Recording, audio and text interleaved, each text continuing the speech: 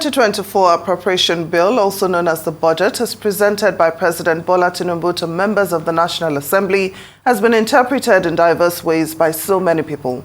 For those criticizing it, the problem lies with what they say are unnecessary additions and a general lack of human face. They believe that the budget proposal was put together without the interest of Nigerians in mind. For those applauding it, the budget as presented is the best thing the Tinubu government could do under prevailing circumstances. Francis Ejirogene Waive represents Ughelli North, Ughelli South and Udu Federal Constituency in Delta State. He joins us now for a quick discussion. Thank you so much for joining us on Newsday. Welcome to the program. Thank you very much. It's my pleasure. Well, I'd like to have your own assessment of President Bola Tinubu's budget of renewed hope. What are your thoughts on it?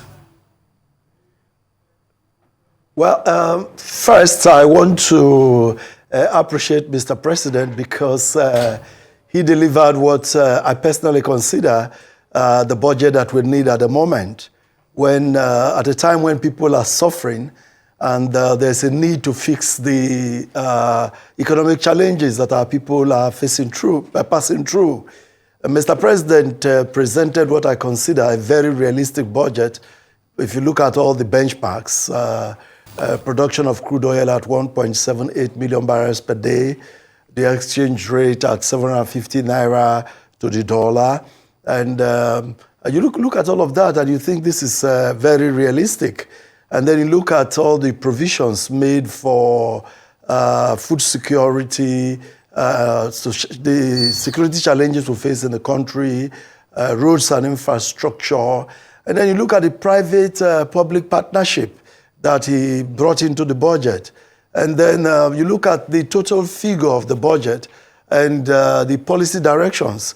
You want to commend him as somebody who has a vision to solve the problems that we face as a nation, as a people, that has arisen temporarily from the removal of fuel subsidy, which is a necessary evil that must happen someday and had to happen.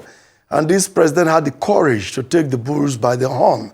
What he's done now is how to manage this situation so that in the nearest future, our people will be able to rejoice and smile back again with life coming back to normal.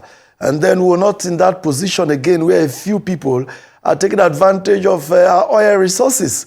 And then countries nearby are being fed with free oil, as it were, not just cheap oil from Nigeria. So it's a budget of renewed hope, like he termed it. And I personally do appreciate that. Very good, Honorable Waive. Now, let's talk about the cost of running government itself at all levels, beyond the executive now. There's been public outcry over purchases by the National Assembly members, not deemed in the people's interest recently, talking about items being purchased. So how does that impact budget implementation here? And we still remember the issues of budget padding by, the National Assembly. And can you give us more insight on that as well? Well, there are some basic things you need to do your job. Whatever job you have to do as a worker anywhere in the country or anywhere in the world.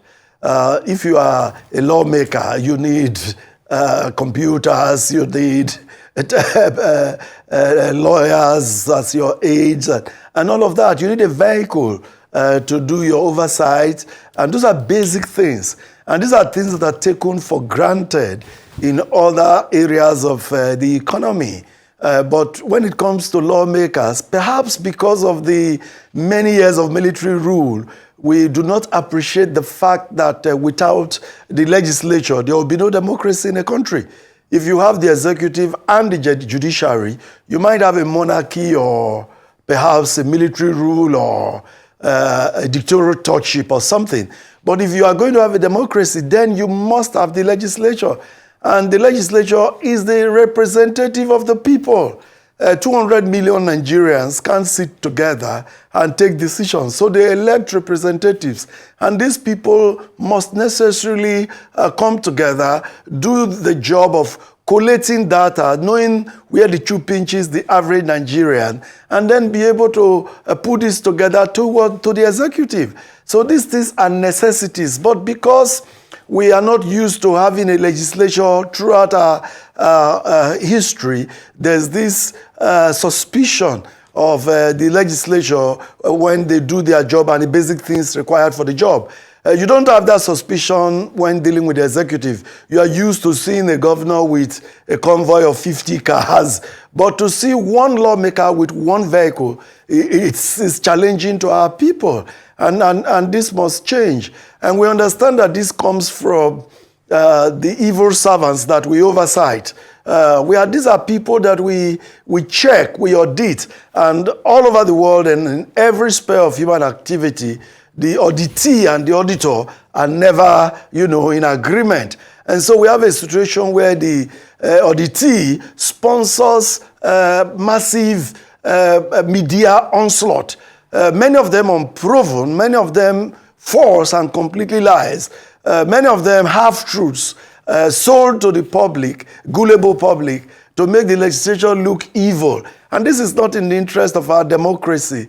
It's not in the interest of our future as a people.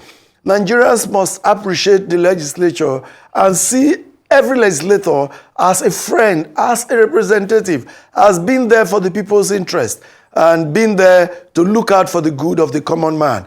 We must change that mentality of the way we look at the legislative arm of government. That is the only way we'll be able to appreciate the fact that if we buy computers for them, it's not a crime. If we buy them vehicles to do their oversight, that is not a crime. And you know that the oversight particularly is the issue in contention.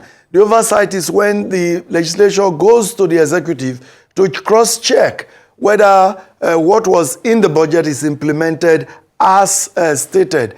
And any auditee would try to truncate that process. And they'll say, why do you need a car? But you forget that other arms of government, they also use vehicles, computers, and other things to run their part of their assignment in government. So I think that's the challenge we have. But we have got to face it, and we have got to do our job, and the country will be better for it. Well, in providing the basic necessities for the lawmakers, some analysts would argue, that you can actually patronize made in Nigerian businesses. You can get cars, that are manufactured here in Nigeria. But that's an aside anyway. Now, back to the issue of the budget. National defense, internal security, economic stability, those were the top priorities in the 2024 budget. But from experience, the increased military spending over the years have not really made Nigeria safer. So how can the federal government, plug all loopholes that can affect budget implementation this time around? First, we must realize that we have a brand new president. This is his first budget. So we must give him that benefit of the doubt that he's going to do things differently and that we are going to get results from Mr. President's initiative. In addition to that, this is the 10th Assembly under new leadership. And Mr. Speaker particularly has emphasized that we are going to do our oversight very thoroughly and very effectively. And that is why all those requirements to do this job are being provided. So I believe that the president doing his job and the legislature being effective in its oversight, we are going to find a budget that is implemented to the full and that as a result, that is result-oriented for the average Nigerian. That's what we can look forward to, I can assure you. Very good. Honorable Francis Waive, would like to thank you for your thoughts on the 2024 budget proposal. And it's good to have you on the show.